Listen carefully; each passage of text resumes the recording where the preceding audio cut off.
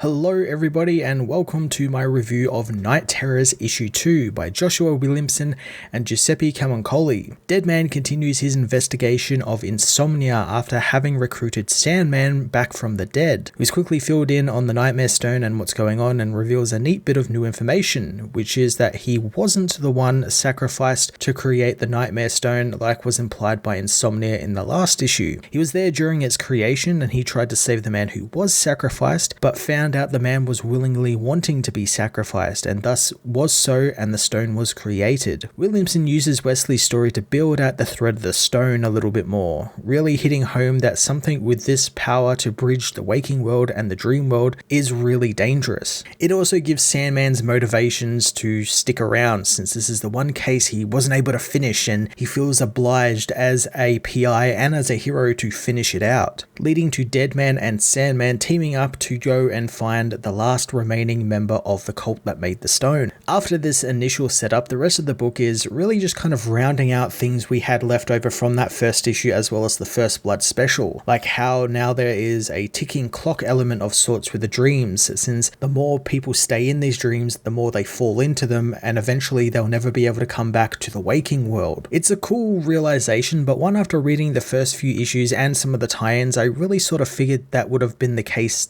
regardless, just how the dreams were set up to sort of try and keep them there in that place. So I'm not sure why it needed to be reiterated, but I guess maybe some people didn't realize that sort of stuff. The main portion of the issue is how Insomnia and John Dee met in Arkham. But we don't learn the villain's first name, we learn his last name is Lucas, and he gets one day a week awake and he spends it playing chess with John Dee. Only this time it's in the aftermath of Dark Crisis, and Lucas sees the Justice League come back on TV, which sends him into a rage and he ends up murdering a bunch of people before being sedated again. I appreciate Williamson is trying to give the character some history with the Justice League and reasons why they hate them, but it feels weird that because of the story he wrote with Dark Crisis, with the League going away and the Teen Titans sort of taking up the mantle there, the League don't actually exist anymore as a team, and it's not like Insomnia is specifically targeting the heroes of the Justice League, he's targeting everyone. This is why I'm not a fan of the number of tie-ins, since you got your villain saying that he's going after the Justice League specifically, he wants to get revenge on them, but then you fill out the event with tie-ins to characters like Catwoman and Ravager and Angel Breaker of all fucking characters. It's a little frustrating, especially when the initial setup with Deadman and Sandman teaming up to solve a mystery is good enough on its own. That could actually have been a really cool summer event. These two kind of D-list heroes, really niche heroes, running an event through the main line of the DC continuity and just having a lot of fun with it. But then you've got to complicate it with all this stuff, with this villain wanting to get revenge of the Justice League, but we've never seen this villain before. It's kind of complicating it all a little bit too much. And that was what I was really worried about in the outset of this event, and it looks like it's kind of coming true a little bit. What's not frustrating, however, is Giuseppe Camuncoli's lovely artwork. I love his Sandman design with the cracked gas mask lens and wide-eyed fatigue stare piercing through the cracked glass. It just looks fantastic. The flashback stuff was really great as well. I always love a good flashback, and I like when artists make them really obvious, and thanks to the fractured paneling and sepia tone over it, it's easily distinguishable from the present day stuff. The last couple of pages as well, where the whole book kind of goes into darkness and is just bathed in this red dark light, is really quite cool, and I like when they take the full page and just do stuff like that, where they just cover it all in darkness and just highlight it with shadows and light and everything. Is very cool. Williamson uses most of Night Terrors issue 2 to clean up the stakes of the event a little, and the history of the villain is revealed with the heroes, and while I appreciate it might not make a big difference really, thanks to the myriad of inconsequential and irrelevant tie-ins this series currently has, I'm going to give this issue a 6 out of 10.